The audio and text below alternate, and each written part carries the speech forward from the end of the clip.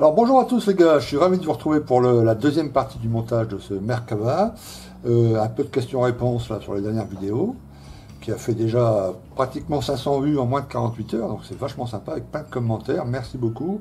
Deux, trois questions. Denmus, je crois, qui me demandait un conseil pour le choix de son premier aéro. Eh bien écoute, si tu te lances dans le hobby et puis que tu sais pas trop si ça va te plaire ou pas, n'investis pas des sommes énormes. Un compresseur, ça c'est, il faut un compresseur, donc tu peux en trouver à 70-80 euros sur Aérographe Discount. Et puis tu prends pareil un aérographe à 40-50 balles, bon tu vois, ça va te faire un coût de 110-120 balles. Voilà, où tu auras déjà un aérographe, tu pourras déjà t'entraîner et faire quelques maquettes. Et puis par la suite, si ça te plaît vachement, et puis que tu as envie d'avoir un matériel de pointe, là tu peux garder le compresseur, parce que généralement les petits compresseurs marchent très bien, et puis tu pourras t'offrir un évolution comme le mien, là, un CR+, ou, enfin tu vois, sur Aérographe Discount, tu vas dans la partie évolution, ou dans la partie Infinity, et tu vois, c'est deux types d'aérographes de très grande qualité, et là tu pourras investir un peu plus dans l'aérographe. Ok, il y avait, ah oui, le doc aussi qui me disait sympa les chars, mais ça semble assez répétitif. Non, pas trop, pas trop. Celui-ci, tu vois, les trains de roulement, c'est ce qui semblait te faire un peu peur là. Toutes les roues et puis les chenilles là, j'ai mis une après-midi quoi. Voilà. Après le reste, tous les chars sont différents. Alors il y a des chars effectivement, comme le Chieftain, tu as vu, j'avais investi dans les chenilles Friul, là ça m'a pris 3-4 après-midi, c'était très long. Mais les trois quarts des chars, c'est relativement facile. Puis après, quand on a l'habitude, ça va vite. Et puis tout le reste, après, c'est vraiment différent. Après, le militaire et le civil, c'est vraiment différent. Moi, le civil, je trouve ça très, très, justement, répétitif. C'est pour ça que je ne fais pas beaucoup de voitures ni beaucoup de motos. Parce que la voiture, c'est toujours la même chose, quoi. Je trouve l'objet final superbe. J'adore de voir des vitrines entières remplies de voitures. C'est magnifique. Les motos, pareil. Mais à construire et à peindre, c'est, enfin, pour moi, hein, c'est d'un ennui mortel. C'est toujours la même chose. Donc j'en fais une dans l'année ou deux dans l'année, mais pas plus. Alors que tu vois, les avions, j'en fais depuis 30 ans, les chars, j'ai jamais eu l'impression de monter deux fois la même chose, quoi. Voilà. Et puis aussi, j'ai oublié ton nom, je crois que c'est Pierre Desmarais, mais je suis pas sûr. Pardonne-moi si je me trompe, si j'écorche ton nom. Tu m'as demandé si on pouvait utiliser de l'huile de lin pour diluer sa peinture à l'huile. Non, non, non, il faut mieux utiliser quand on fait des jus de l'essence F, voilà, ce genre de choses. L'essence F ou l'essence à briquet, ça fonctionne beaucoup mieux que l'huile de lin. J'ai jamais essayé, hein, mais je suis sûr que ça fonctionne pas. Ok, alors voilà pour les questions-réponses. Un petit coup de générique et puis on attaque la montage de cette deuxième partie. A tout de suite.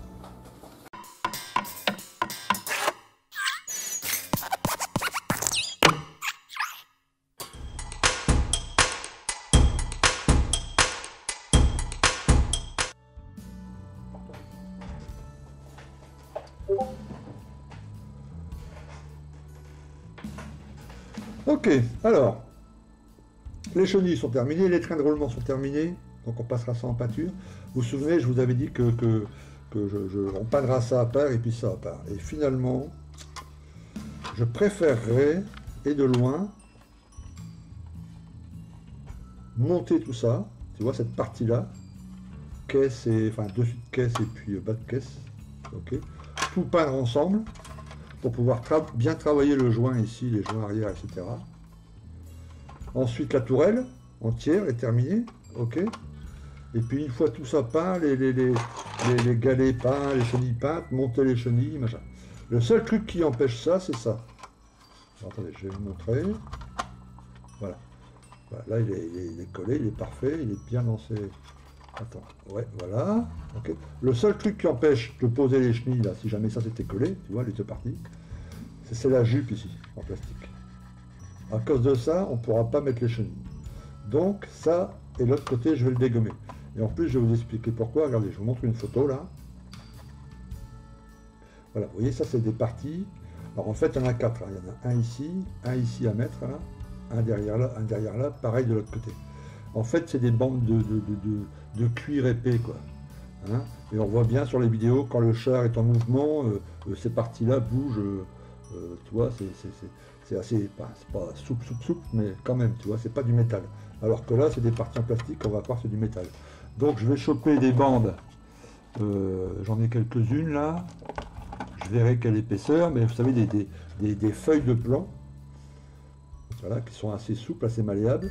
Et je vais refaire toutes les petites bandes en caoutchouc là, après, une fois terminé, ok, avec ça, et leur donner un petit mouvement, un petit, tu vois, et ça fera plus sympa. Et en plus, ça me permettra de faire comme je veux, c'est-à-dire de coller ça bien comme il faut, sans la peinture, tu vois. Et puis après, de coller les trains et coller les chenilles, voilà. Ok.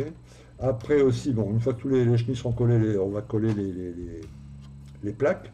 Et je vais laisser une ou deux plaques manquantes sur un seul côté pour qu'on puisse voir en dessous le train de roulement et tout ça. Et voilà, bon, on laissera la partie. Takom on l'a encore bien joué parce qu'il a fait les plaques en deux parties. Il y a le système d'attache qui compose une partie et il y a la plaque en elle-même, deux parties. Donc là, on pourra mettre le système d'attache et puis pas la plaque. Comme ça, on verra en dessous que le travail a été fait et tout ça. Ok. Voilà. Ok, alors je vais attaquer la partie 6 et 7 de la notice, là. Différentes plaques à l'arrière, etc. Quand tout le dessus sera monté, et ben on se retrouve. Ok. Allez, à tout de suite.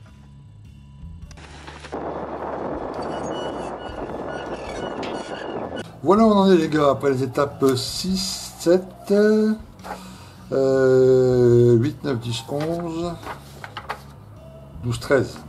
Enfin, 13 pas encore, j'ai les paniers encore à faire, j'ai pas encore terminé les paniers, c'est le seul truc qui me reste à mettre enfin, sur le bas du char. Alors je vous montre ça.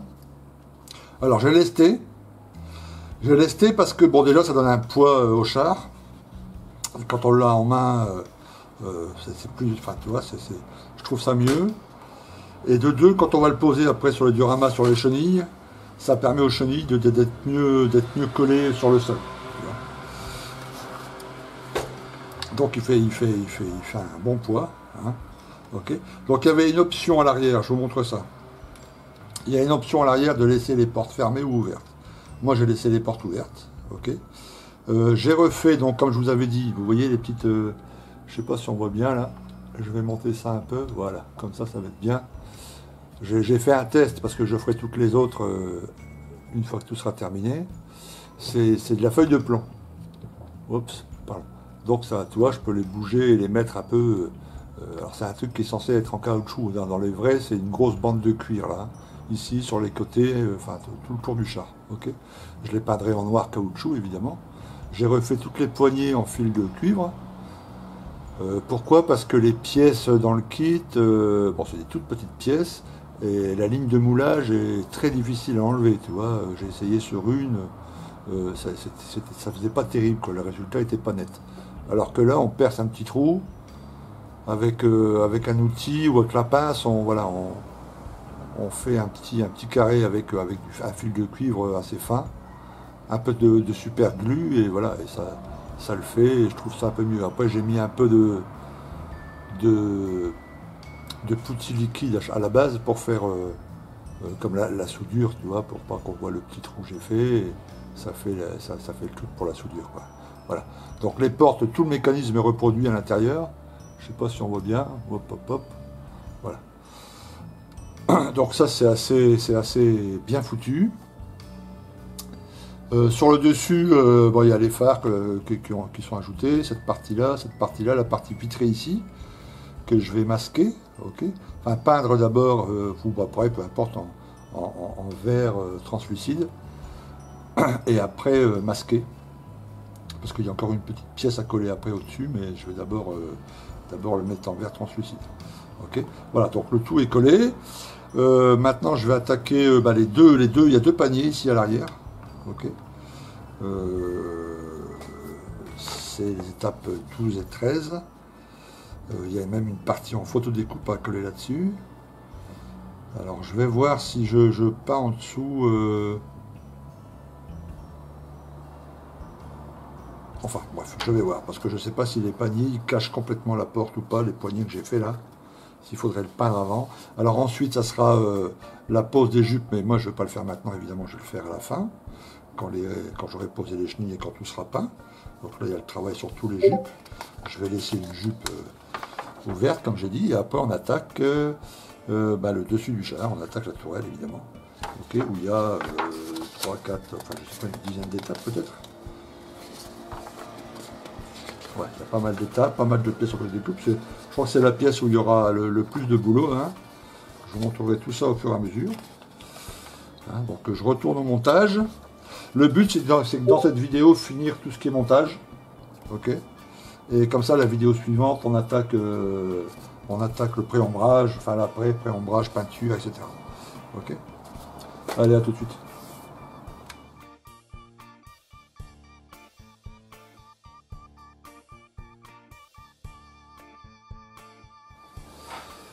Ok les gars, alors une petite mise au point en cours de montage. Là j'en suis à l'étape 21, il me reste encore une page et demie. Donc vous le voyez, je vous montre sur la caméra du haut là. Il y a beaucoup de petites pièces. Voilà, toutes ces petites pièces là, tout ça a été ajouté. Ça, enfin vraiment tout. Il y a vraiment un tas de petites pièces et ce qui rend le montage très intéressant. Donc là j'ai pas mis la petite coupelle évidemment parce que je vais mettre une petite figurine. C'est sans doute, si je devais faire un top 5 des meilleures maquettes que j'ai montées, elle va rentrer dans le top 5 celle-ci. Voilà, le Merkava 1 hybride de chez Takom au 1.35 parce que le système, l'ingénierie est superbe, tout rentre parfaitement au millimètre, au micron près, tout est moulé mais parfaitement, il y a des petits détails mais vraiment extra en plastique, moulé comme ça, pas besoin de photodécoupe. Okay, comme quoi on peut faire des choses vraiment chouettes, il n'y a pas besoin quelquefois de faire des photodécoupes. Notamment sur les plaques, sur le côté, là il y a une plaque, celle qui est en dessous du compartiment ici d'évacuation des échappements. Il y a une plaque qui est tenue avec des toutes petites chaînes, les autres sont tenues avec des barres de métal, mais celle-ci est tenue avec des petites chaînes de chaque côté. Et ben, les petites chaînes sont en plastique, okay, moulées sur la plaque, et ils sont mais parfaits. Pourtant c'est tout petit, hein, mais il y a même le petit trou à l'intérieur des chaînons. Parfait, pas une trace de pastilles, de choses comme ça. Vraiment, alors vraiment top. Ok, donc là j'ai encore pas mal de trucs à ajouter. Là je vais attaquer le montage du fût du canon. Ok, l'arrière vous l'avez vu, j'ai laissé la porte ouverte. Je vais le montrer aussi à la caméra du dessus.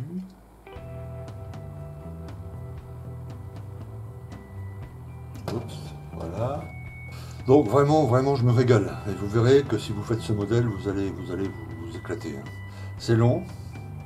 Hein, moi vous savez, j'enlève la ligne de moulage à chaque petite pièce. Donc je passe beaucoup de temps à poncer les petits trucs, les machins, en évitant de ne pas les casser évidemment parce que c'est très fragile. Donc tout ça, ça prend du temps. Mais au final, on a un modèle qui est vraiment top. Quoi. Vraiment top. Avec un tas de petites options, on peut laisser les trappes ouvertes. Ouais, celle-ci, je l'ai laissée mobile. Okay, si jamais un jour je prends de remettre une figurine là-dedans, je pourrais toujours le faire.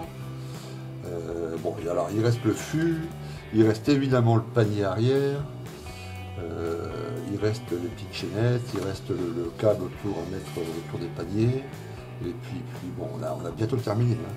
Donc je vais essayer de le terminer aujourd'hui, en tout cas le montage, pour terminer cette vidéo.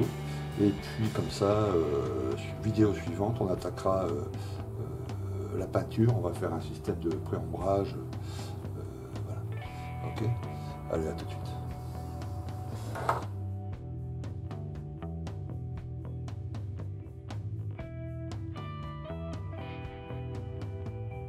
Alors voilà les gars, le montage est terminé. J'ai terminé il y a une quinzaine de minutes. Alors beaucoup de boulot à la fin, beaucoup de boulot très précis.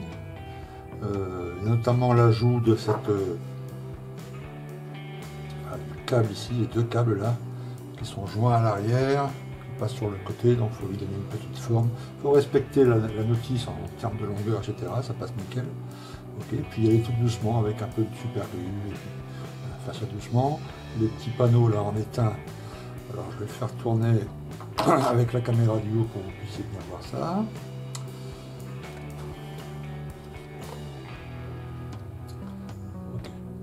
voyez les petits panneaux en étain, les armements.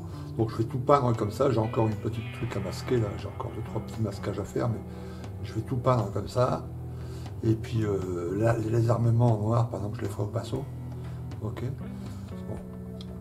Bon. Là, à l'arrière. Là aussi encore un petit panneau en étain, auquel quand ça sera bien sec, je pourrais lui donner un petit mouvement. Hein. C'est des grandes feuilles c'est du tissu en réalité. Hein. Des toiles de jute qui sont simplement mises là, donc je vous donnerai un petit mouvement. Voilà l'autre côté. Okay. Donc voilà exactement là sur mon plan de travail, la façon dont je vais peindre. Je vais peindre ça à part, donc les jupes ici. Okay. Les 2 petits jerrycans qui vont venir après là-dedans. Alors là, je vais mettre les 2 jerrycans ici. Okay. Dans ce coin-là. Et je vais faire en millipute un petit tissu, un carré de tissu orange, quand ce Merkava 1 était alors pas le hybride, mais bon, peu importe. Guerre du Liban 82. Pour des raisons d'identification aérienne, tous les chars avaient un grand tissu orange sur la tourelle, sur le côté, etc. Ça permettait voilà, aux pilotes de ne pas se gourer dans ces tirs, j'imagine.